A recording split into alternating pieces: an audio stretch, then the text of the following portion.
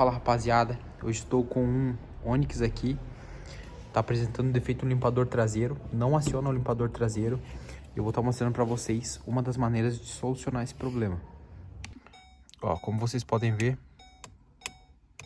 ele não tá acionando. Ó. Liga o esguicho, tudo, só não funciona o limpador. Para você ter acesso ao motorzinho, você vai ter que remover esse forro de plástico. Nesse caso, você vai precisar de uma ferramenta de plástico para poder remover ele, para não danificar nem ele, nem a pintura do carro. Ele não vai parafuso nenhum, é só na pressão. Você coloca a ferramenta e força para baixo que vai sair. Ele vai soltar presilha por presilha.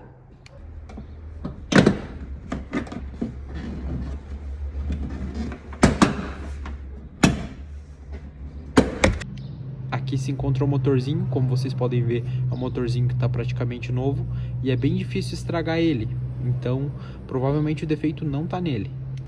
Aqui ó, vocês conseguem adivinhar aonde que pode estar o defeito? Isso mesmo, nesse plug, vou mostrar para vocês. Ó, aqui ó, conforme você mexe, ele funciona. Tá nesse plug aqui ó, vou tirar para mostrar para vocês. Olha como tá enzinabrado. Ali, ó. Tá bem enzinabrado esse plug. Lembrando que para vocês poderem testar o motorzinho com o porta-mala aberto, você tem que fechar aqui a fechadura, porque ele só funciona com a fechadura trancada. Agora eu vou fazer uma limpezinha nesse plug aqui com limpa-contato.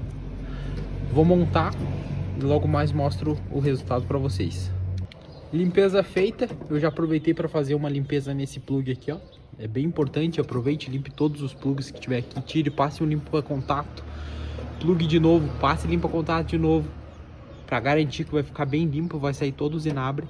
Aí sim você vai ter um bom funcionamento desse sistema aqui, ó. Vou jogar uma aguinha aqui pra gente testar.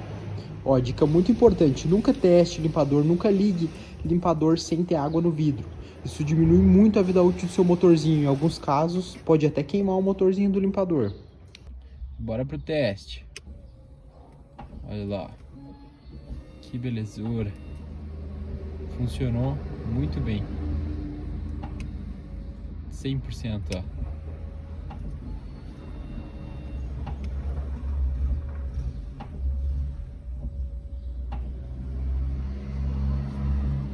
Temporizador certinho, show de bola galera, deu boa.